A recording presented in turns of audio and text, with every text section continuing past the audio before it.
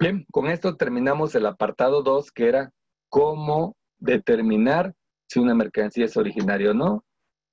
Hago énfasis y recapitulo. Sería por el criterio A, un bien obtenido directamente de la naturaleza, mineral, animal, vegetal. Criterio B, un bien producido enteramente en México a partir de bienes no originarios, pero que califican conforme el apartado o anexo 4B. Inciso C, mercancías que, habiendo sido obtenidas de la naturaleza, son transformadas y se consideran automáticamente como originarias. Y por último el D, que habla solamente de dos casos, cuando no cumple con el salto arancelario, porque la partida no se subdivide o porque se importó como parte o con efectos de la regla 2A, que habla de mercancías desmontadas o sin montar todavía. Fuera de esos, si no cumple con el criterio B y no encuadra en el apartado D, la mercancía es no originaria. Bueno, vamos a pasar al último punto de esta exposición. Son 10 láminas, no voy a leerlas todas por razones de tiempo, pero este tema es muy importante porque aquí es donde nos dice cómo va a certificarse. Es decir, ya hice mis cálculos, ya mi mercancía califica como originaria, ahora ¿cómo lo voy a demostrar a la autoridad aduanera? Mediante la certificación de origen. Y aquí viene el gran tema. Pero ¿cuál es el formato del certificado? La noticia, para los que no lo sabían, es que ya no hay formato. Y a pesar de que la gente se quejaba de que el formato era muy estricto, ahora que no hay, sienten mayor incertidumbre porque dicen, yo quiero un formato, porque tengo miedo de que mi mercancía me la vayan a rechazar, el trato preferencial, porque no cumplo con el formato o me falta algún dato. Recuerden que un objetivo de este tratado era la facilitación aduanera. Por eso liberan del formato para que sea más amigable, para que sea más sencillo, pero la verdad es que no estamos acostumbrados en México a esa libertad y decimos, prefiero que me den un formato. Bueno, pero además del formato, hay ciertas condiciones que debe tener esa certificación, que son las que menciona el apartado 5 en 19 artículos, los cuales vamos a leer únicamente los más destacados. El número 1, 5.1, no lo vamos a leer porque son las definiciones. El 5.2 sí es importantísimo, vamos a leerlo, aunque es un extracto aquí, vamos a leerlo completamente. Dice que el trato arancelario preferencial está basado en una certificación de origen llenada por el exportador, productor o importador. Ojo, no se vayan a emocionar importadores. Para México, el origen de importador será a más tardar en 3 años y 6 meses posteriores a la entrada en vigor de este tratado. Es decir, dentro de 3 años y medio, ustedes importadores podrán firmar su certificación de origen, pero hasta el momento no. Entonces, pero para poderla llenar, ¿de qué 3 años y medio? Tienen que conocer el tema anterior de cómo una mercancía califica como originaria, además de contar con la documentación probatoria. Número 2, una parte importadora podrá requerir a un importador que llene una certificación de origen, proporcione los documentos u otra información que soporten la certificación. Si un importador incumple las condiciones, se podrá prohibir que ese importador proporcione su propia certificación y haga solicitudes subsecuentes de trato arancelario preferencial, aunque éstas sean llenadas por el exportador o productor. ¿Qué quiere decir? Muy simple. Si un importador abusa de esta facilidad y miente en su certificación, le van a negar la posibilidad de que él pueda ya emitir certificaciones. Pero aún más, por la misma mercancía, tampoco va a poder pedir el trato arancelario preferencial, aunque éstas sean emitidas por el productor o exportador. Es decir, queda vetado. El número 3. No se necesita realizar en un formato preestablecido cuando tengan los datos mínimos que se establecen en el 5A, que más adelante vamos a ver, y que son 9 datos que debe contener cualquier certificación de origen.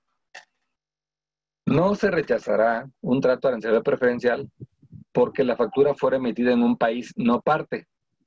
No obstante, una certificación de origen no podrá proporcionarse en una factura o cualquier otro documento emitido por un país no parte.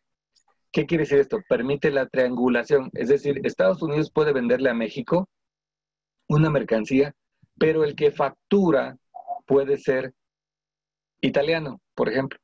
El italiano le vende a México una mercancía producida en Estados Unidos. El bien sale de Estados Unidos y va directamente a México.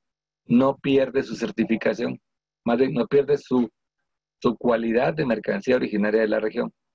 Pero la certificación no se puede hacer en la factura, en ese caso, ni en ningún otro documento que sea emitido en la no parte. No puede venir en un BL, ni en una lista de empaque, ni en una factura, ni en un certificado libre que sea emitido en la región no parte. Es decir, el americano tendrá que emitir la certificación, aunque el italiano proporcione la factura. ¿Okay?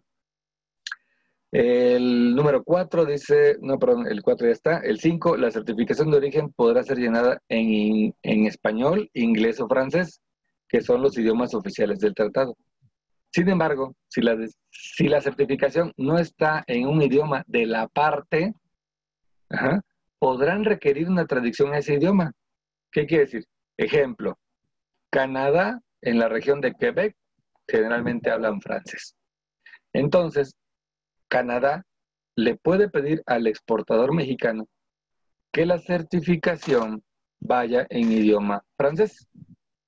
Entonces, si éste la emite en su factura en idioma español, debe de acompañar una traducción. Viceversa, un importador, compramos cosas de Estados Unidos, de Canadá, pasamos a la aduana y una viene en francés y otra viene en inglés. La de inglés normalmente no las van a aceptar porque nuestra aduana sí ocupa el idioma inglés, pero el francés no. Entonces es seguro, altamente probable, que nos exijan una traducción. ¿Okay? Se permite que una certificación de origen sea llenada y enviada electrónicamente y se aceptará la certificación de origen con firma electrónica o digital. ¿Okay?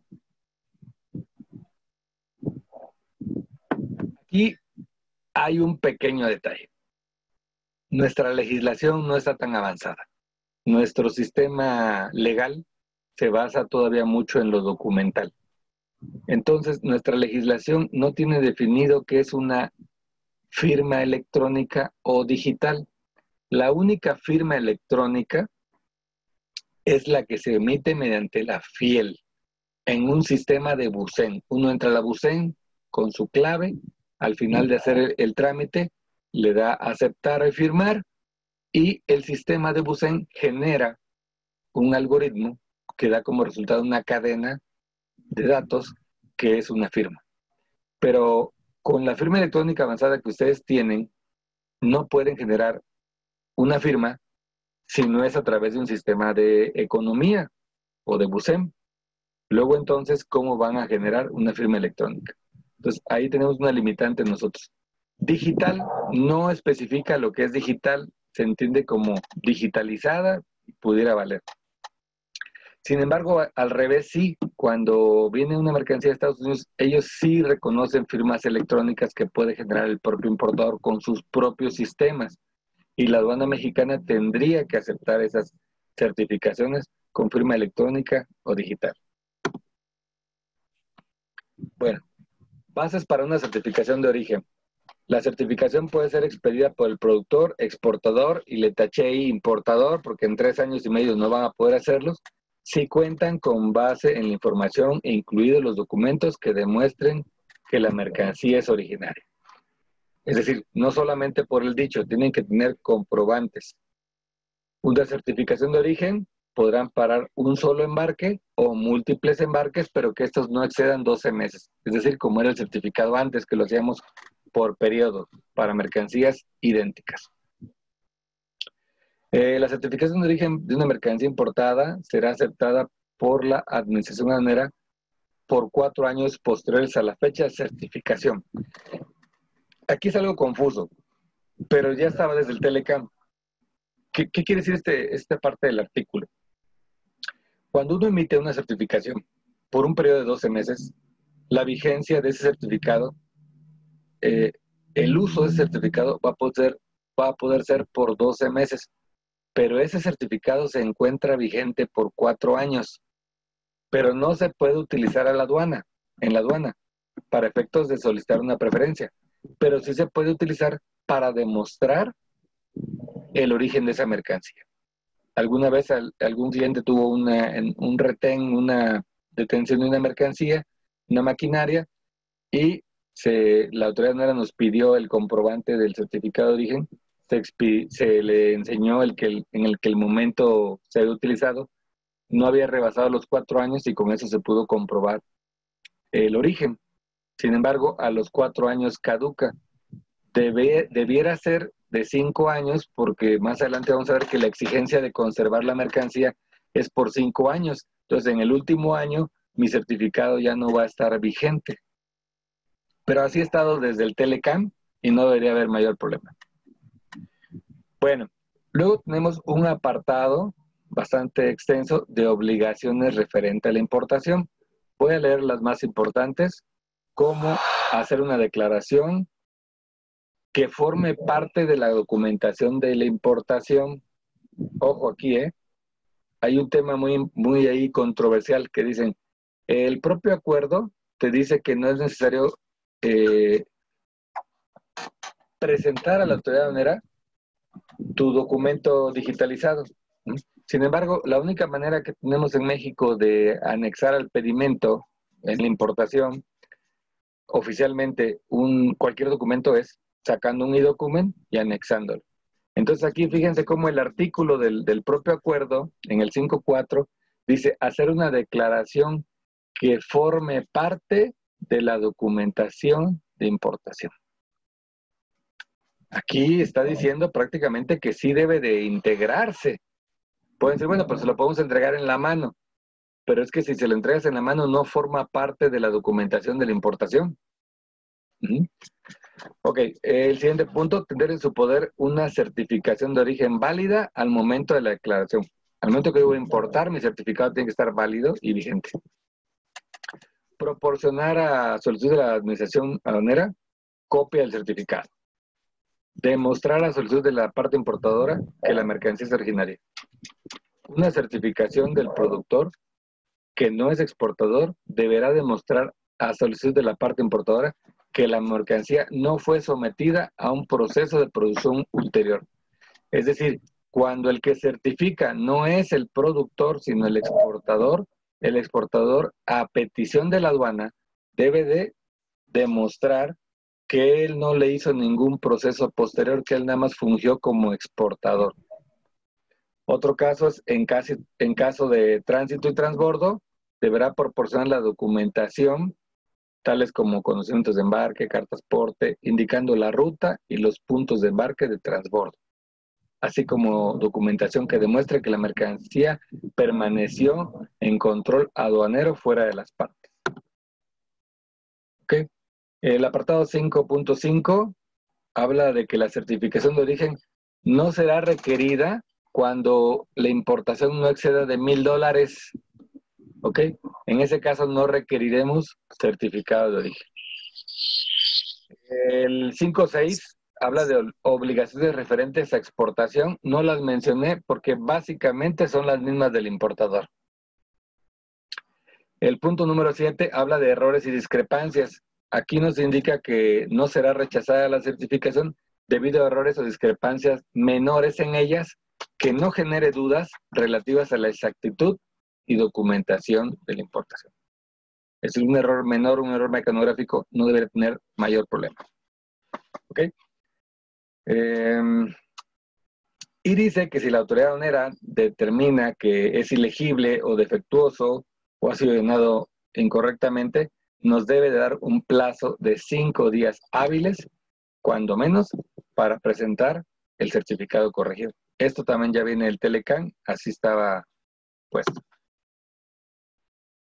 Vamos al apartado 5.8, ya estamos en el último tema, esta es mucha teoría, pero ya estamos terminando, son 19 artículos, termina en el 5.19. Los últimos no los vamos a ver porque son más de temas gubernamentales que de práctica, pero estos que estamos viendo ahorita sí son de la práctica.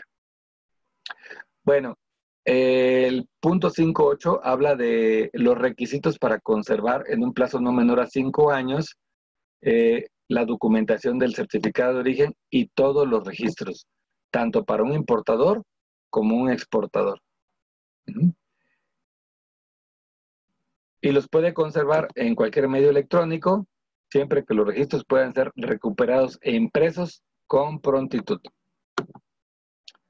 El apartado 5.9 habla de la verificación de origen. Esto es prácticamente una auditoría. El Telecan reconoce la posibilidad de las partes de hacer una verificación de origen. ¿Cómo la puede hacer? Inciso A, por escrito, solicitando un cuestionario o información. Inciso B, visita de verificación en las instalaciones del productor o exportador. O sea, la aduana mexicana puede hacer una visita a Canadá o Estados Unidos para verificar que el exportador o productor sí cuenta con los elementos y no está falseando información. Y por último, dice, para una mercancía textil, los procedimientos establecidos en el 6.6, es decir, la verificación para textiles se rige por el apartado 6, que mencionamos desde el principio, que ahí está lo textil. Es una verificación y un proceso diferente. Y como siempre, se reservan ahí el derecho, en el inciso dice, cualquier otro procedimiento. O sea, nos dijeron, te puedo solicitar por escrito, te puedo visitar, o cualquier otro que las partes decidan. Entonces, estamos sujetos siempre a verificación. El apartado 5.10, determinación de origen, cada parte otorgada trato arancelario preferencial en o después de la fecha de entrada en vigor. Es decir, aquí lo que dice es que incluso posteriormente podemos solicitar el trato arancelario. No antes de la fecha, en la misma fecha de entrada en vigor o posterior. La parte importadora podrá negar un trato preferencial si determina que la mercancía no califica o en una certificación de origen no ha proporcionado información suficiente a solicitud por escrito o no conserve los registros o documentación o niega el acceso a aquellos registros. Es decir, si se niega a alguien a una verificación, automáticamente les pueden cancelar la certificación de origen. El 5.11, que es bastante importante para ustedes, por sobre todo ahorita que puede haber mucha confusión, que sus clientes no les den en tiempo y forma sus certificados de origen, ustedes pueden pagar los impuestos normalmente y después solicitar devoluciones o compensaciones. ¿Ok? ¿Cómo funciona esto? Bueno, un importador podrá solicitar el trato arancelario preferencial y devolución de las aranceles pagados en exceso si el importador no hizo una solicitud de trato preferencial en el momento de la importación, siempre que la mercancía hubiera calificado para trato preferencial cuando se importó. La parte importadora podrá requerir al importador que haga una solicitud de trato arancelario preferencial. ¿Cómo es esto? Pues mediante una R1 y una compensación. Proporcione una declaración de que la mercancía es originaria en el momento de la importación. Se entiende que es una declaración bajo protesta, porque en el siguiente dice proporcione una copia del certificado de origen. Es decir, primero va a ser una declaración de que sí era originaria y luego proporcionar un certificado. Este texto dice que la autoridad puede solicitar. Entonces puede ser que en México digan, no me presentes declaración, con que me presentes el certificado, la R1 y la solicitud de compensación, me doy por bien servido. Pero cada parte puede solicitar esto. Por último, proporcione cualquier otra documentación relacionada con la importación, según la parte importada lo requiera, a más tardar en un año posterior a la fecha de importación. Es decir, a partir de pasado mañana y durante un año, tienen ustedes oportunidad de compensar, para solicitar que nos devuelvan los impuestos pagados de más. Recuerden que nada más se puede compensar impuesto general de importación y derecho de trámite aduanero. El IVA no se compensa. Penúltima lámina. La parte 5.12 habla de confidencialidad entre los gobiernos. No lo vamos a tocar. El 5.13, sanciones, habla de que cada parte, de acuerdo a sus leyes, va a imponer las sanciones que considere cuando se incumplan los requisitos establecidos aquí. México ya tiene bien definidos sus sanciones, Estados Unidos tendrá las suyas, no son equivalentes, cada país queda en libertad de poner sus propias sanciones. El 5.14 habla de resoluciones anticipadas al origen. Este punto sí es importante porque habla de que de conformidad con el artículo 7.5, las resoluciones anticipadas permitirán que un exportador o importador o productor o cualquier persona con causa justificable, eso es importante, solicite una resolución anticipada por escrito, es decir, una consulta. Si yo tengo graves dudas de que mi mercancía califique como que estoy en el filo de la navaja entre que sí y que no quiero tener problemas legales, puedo hacer una solicitud de una resolución anticipada, es decir, una consulta. Hacen énfasis en que debe ser con causa justificable, o sea, la duda tiene que ser razonable, no nada más, pues yo tengo 1000 productos, voy a meter los 1000 para que me conteste la autoridad y de esta manera quedo yo curado en salud. Lo más probable es que lo rechacen porque no hay causa justificable. El 5.15 habla de revisiones e impugnación a una resolución de la autoridad. Y el 5.16, reglamentación uniforme, que es de donde sacamos la información. Y bueno, habla de que ellos, las partes, van a aplicar reglamentaciones uniformes referente a los capítulos 4, que es cómo califico una mercancía originaria. 5, cómo lo demuestro que sí es originaria. 6, textiles. Y 7, facilidad aduanera, facilitaciones aduaneras. El 5.17 nos habla de una notificación de trato. Esto es entre gobiernos. Lo que quiere decir este artículo es que los gobiernos están obligados a notificar a la otra parte cualquier resultado de una verificación, determinación de origen contraria a la otra parte, trato compatible, es decir, que están de acuerdo en algunos criterios, asignación razonable de costos, medidas que modifiquen una política administrativa y resoluciones anticipadas.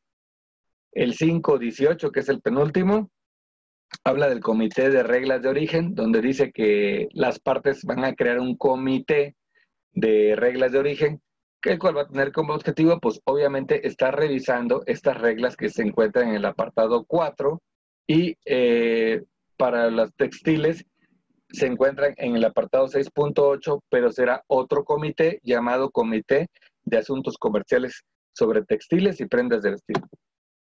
Por último, tenemos el artículo 5.19, Subcomité de Verificación de Origen.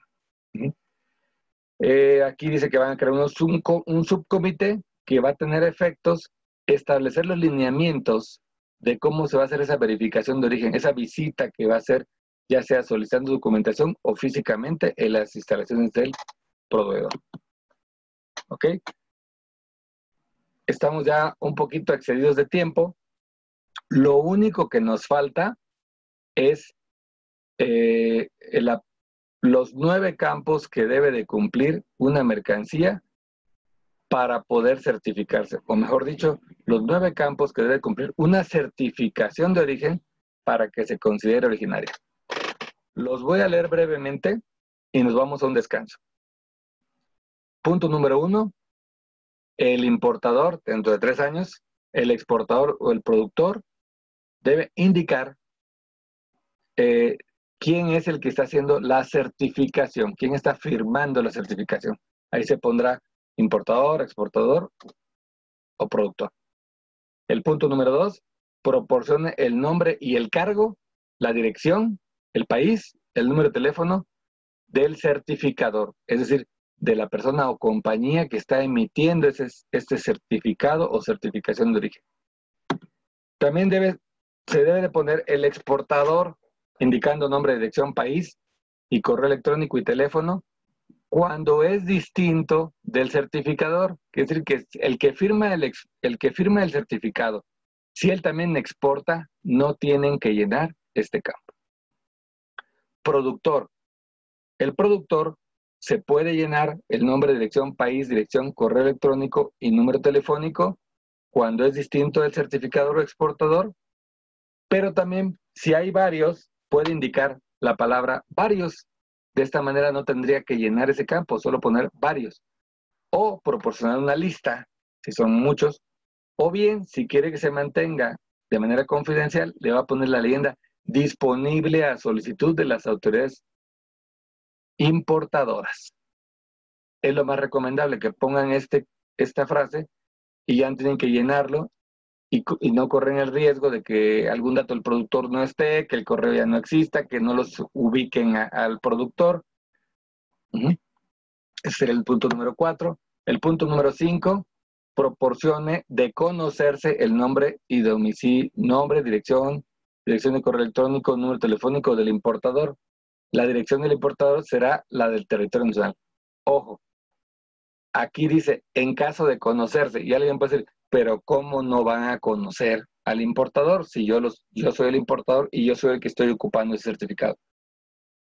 Lo que pasa es que el productor o exportador puede hacer un certificado de origen válido para todos sus clientes y no va a poner el suyo. Dice, ese es mi certificado, tú preséntalo y es válido, pero ponme a mí como importador. No, porque cuando yo lo emití, que lo hago anual, yo no te conocía, entonces no tengo obligación de ponerlo. Y estaría correcto. El punto número 6 menciona 2 campos, descripción y clasificación arancelaria conforme al sistema armonizado. El punto número 7 habla del criterio de origen, es decir, el A, B, C y D, que ya explicamos ampliamente. El 8 habla del periodo global, es decir, cuando se hace por un periodo de hasta 12 meses, si así se decidiera, pero recuerden que también puede ser por una operación. Y el punto número 9 y último es la firma autorizada y fecha de quien se puso en el campo número 2 como certificador. Y no se les olvide poner la leyenda, certifico que las mercancías descritas en este documento califican como originarias y todo el texto que viene aquí, tal cual, lo tienen que poner. ¿Ok? Entonces, hasta aquí termina el curso. Vamos a un descanso